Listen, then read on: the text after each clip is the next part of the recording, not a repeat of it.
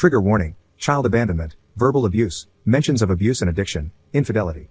My wife, 26F, and I, 28M, have been together for 10 years, and married for 4 of those. My wife is pregnant with our first child, a boy, and she is due in early July. Now on to the issue that has arisen. My wife wants to name our son after her brother, who passed away a little over a year ago. Her brother, whom we'll call T, was her only sibling, and they were very close growing up, as they were only 2 years apart. However, her brother was not the most pleasant person. He was a substance addict starting from age 14 to 15. He stole from everyone around him, including myself and my wife. He was abusive to all of his partners and his child, and he served several years behind bars. He was also abusive to my wife and her parents. He had a stay-away order from our home because he broke in while we were away and stole our TV, my wife's jewelry box, and one of my GNS.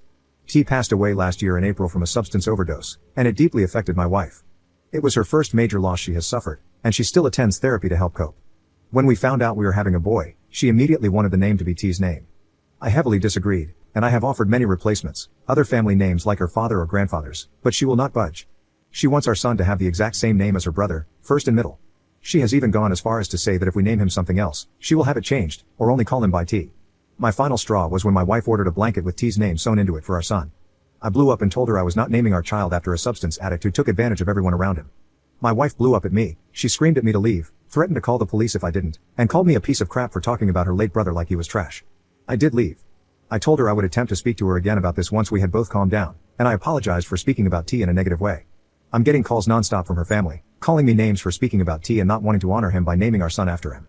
My family is on my side, her family is on her side, and my friends are split on the matter. So, am I a massive jerk for not wanting this name for our child? Update 1. Hello, internet humans. Not sure if any of you remember my first post a few months back, but I just logged on and saw I had a few messages, so I figured I would post an update. So, if you recall from my first post, my wife and I were expecting a baby boy in early July, and our conflict was occurring over my wife wanting to name our son after her late brother.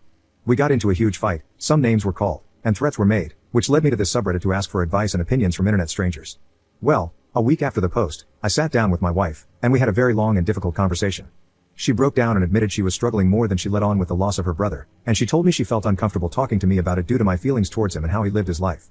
I was devastated, to say the least. I have never felt like such a horrible partner. I was selfish, I failed to see him as anything more than his mistakes, and I failed to support my wife through his passing. It was a long talk with lots of tears, and we both agreed to be more open in the future and less judgmental. We started attending therapy together less than 2 weeks after that, and we have been going ever since once a week. It was rough at first, but it has helped tremendously in dealing with the bumps in the road of marriage. As for our son, we came to an agreement on a name after lots of long discussions, a first name we both adored and her brother's middle name, just spelled differently. It was a good compromise for both of us, and it was my son's own name that no one before him had carried. We were both happy. Then, on July 3, 2022, my wife delivered a beautiful, healthy baby girl. To say that we were shocked would be an understatement. My daughter came home the next day, and since then I have still been in awe of how we created something so perfect. We didn't figure out a name until she was a week old, but I am happy to share that Eleanor Shea is what we came up with. We are still adjusting to life with an infant, but so far it has been nothing short of amazing. Thank you for your past advice, internet friends and strangers. Update 2. Op posting in r/infidelity 1 year after the last update. I'm just here to vent my frustrations and scream into the void about my current situation. I can't talk to anyone in my personal life about this. My wife is cheating on me, she has been for the past 2 months. I just don't understand. I don't even know where to start to begin to understand. We have a beautiful home, stable careers, we're not financially struggling, no substance abuse, and we attend therapy together. Our daughter is healthy, perfect. Our 6-year wedding anniversary is 3 months from tomorrow. We've been together for 11 years. I have spent the last 2 days examining everything about us under a microscope, trying to find when it went wrong. Where did I go wrong? When did she become unhappy? When did this life, our life, become unsatisfactory for her? For her to step outside of our marriage with some random guy she met on Facebook? For her to throw our family away? I just don't understand. I found out on Monday, completely by chance. My daughter's tablet was out of charge, so I grabbed my wife's iPad so she could watch her nighttime videos and go to sleep. My wife isn't home right now, she's on a trip and won't be back for another 4 days. I keep hearing message notifications dinging on her iPad while my daughter has it, so I took it to turn it on silent, only to see a man's name I didn't recognize with a little winky face next to it. I went through everything. They've done it all, met up, spent the night together, went on dates, they even have a romantic cruise plan for next month. The same cruise she told me was a bachelorette trip with one of her friends. All of these outings that I encouraged. She told me they were with friends, and I encouraged her. I was so proud she was getting out there and becoming more social, since she expressed motherhood made her feel like a recluse. And after digging a little deeper, all of these new friends she's been out with don't even exist. All lies. They are characters she's created to continue her relationship with this man. I feel like a complete and total idiot. I never second-guessed a lie she fed me. I gave her my 100% trust. We've been doing couples therapy for a year, we communicate, we go on dates, we give each other gifts, our bedroom life was great. I never, not even for a second, would have suspected this. I don't know how to confront her with this. I don't want this. I don't want to split up our home. But I know that this isn't something therapy can fix. I know myself well enough to know I'll never be able to trust her again. Do I just let go? Let her go be with this man who clearly makes her happier than I can? My entire existence is intertwined with her. How do I even begin to untangle that and separate? I have 4 more days to sit and overthink this. I genuinely don't know what to do. Update 3. I posted here almost a month ago, venting my frustrations about discovering my wife's affair, and I received a magnitude of comments and messages filled with advice and kind words. For that, I thank everyone who took the time to comment or write to me, and I'm sorry for anyone who related to my situation. I'm here with somewhat of an update, but mostly more venting. My life is upside down, and it feels good to get it all out somewhere. After making my post, I took the advice of everyone and gathered up all evidence and contacted lawyers in my area. I found a really great one and went ahead and started on divorce papers before my wife got home. I also got tested for any STIs and told my parents and best friend about the situation. I took my daughter to my parents so I could have the alone time to mentally prepare myself to face my wife with this discovery. I rage cleaned a lot and cried a lot those last 2 days before she got back. I packed some of her stuff, but then unpacked it and cried more. I had planned to lay out all the screenshots along with divorce papers on our dining room table and just sit and wait for her, but I didn't get the chance to do that. She was supposed to get home later in the afternoon on Sunday, but she ended up getting back around 6:30 that morning. She didn't call or text in hopes of surprising me. I was up drinking coffee, and, you guessed it, crying, when she walked into the house. I didn't greet her, I just went and got the folders of evidence and divorce papers and gave them to her. I don't remember anything she said that day, but I just said I knew, I wanted a divorce, and I would keep the house as it was in my name solely. It hurt a lot. I wanted to hug her, but also scream at her. There were lots of tears from her and lots of yelling at me. I didn't say anything. I told her we could discuss it at length with lawyers present once she accepted the situation and calmed down. I think someone called it gray wall in the comments of my last post. Not entirely sure, but I tried my best to do that and not show emotion or argue with her. It was really hard, the hardest thing I hope I'll ever have to do. She betrayed me, but I still felt awful making her cry. She left that day with some clothes and personal belongings and went to her parents' place, and my parents and best friend came to stay with me and my daughter. I had my lawyer arrange a meeting between us to discuss custody, belongings, money, and everything else that following Tuesday. Well, Monday I got a call from my clinic to come in to review results of STI tests, and as it turns out, her parting gift to me is HSFAU too. I cannot describe in words how angry, sad, and shattered I am. I'm still accepting it. I don't think I have yet, but I'm working on it. I know it's common, very common, and it's not going to unalive me, but it doesn't make it blow any less. I joined a support group on Facebook. Those people are great. Going into Tuesday with that knowledge was awful. I felt so much shame bringing that up in front of not only her but both of our lawyers.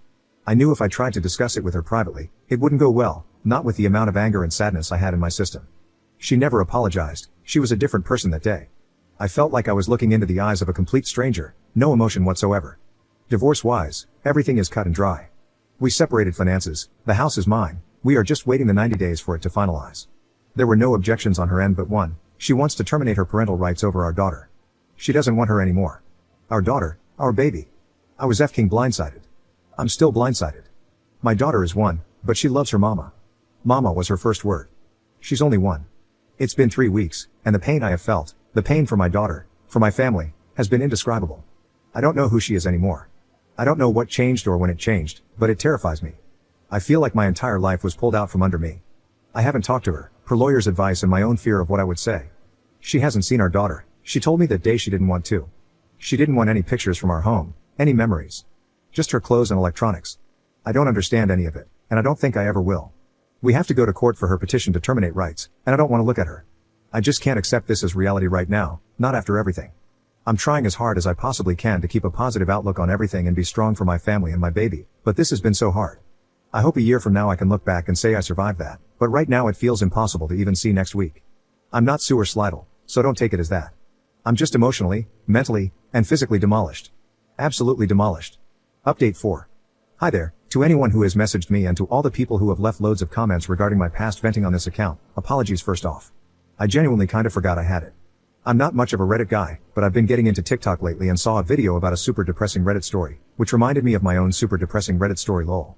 It's been around 8ish months since I posted here about my upside down situation, and a lot of people messaged me in that time wanting to know how I was and what unfolded. I really appreciate you strangers for all the kind messages. It genuinely means a lot, and I'm sorry I haven't replied or anything. My life has been such a whirlwind these past few months. It's hard to believe that was that long ago. To sum up the sad stuff, First off, my divorce was finalized without any hiccups or holdups. I'm still in the works of trying to sell our old house, but in the meantime, we moved to a new state. My ex is still in the process of petitioning for termination of parental rights. I've only seen her 3 times since moving, and it has been to fly out for court. I was granted temporary full custody in the process, per her request and suggestion, and she was not mandated any visitation and has denied any offer of it. She has not seen my daughter in 7 months, she has requested not to. I don't know what else she's been up to or if she is still with her boyfriend or not. Since the divorce, it has been in the best interest of my mental health to keep the contact as minimal as possible, and she has done the same. I have offered many chances for her to visit with my daughter, whether it be via video call or flying out, and before we moved, I asked weekly, but it was always a no. Her parents still video call with my daughter, and we're hoping they can fly out over the summer and spend some time with her. They've been cut off by my ex as well. I'm not sure what changed, but I can't change it back, and I am accepting it mostly. I wish her well in all future endeavors. Now for the happy stuff that has happened. Firstly, I am a proud Arizonan now. I never saw myself moving here, but we have loved it so far. My parents packed up and came with us, and I don't think I've ever seen them so happy. My daughter is doing amazing. She will be 2 years old in July, and she is the smartest, funniest toddler I've ever met. She knows her ABCs, can count to 20 without help, loves animals and bugs especially. She thinks farts and a cow mooing are the definition of comedy, and she doesn't know, but she has been my biggest motivator to heal from this whole ordeal and be my best self. Like I genuinely don't know how I helped make such an awesome kid. The more her personality grows, the more in awe I am of just how cool she is.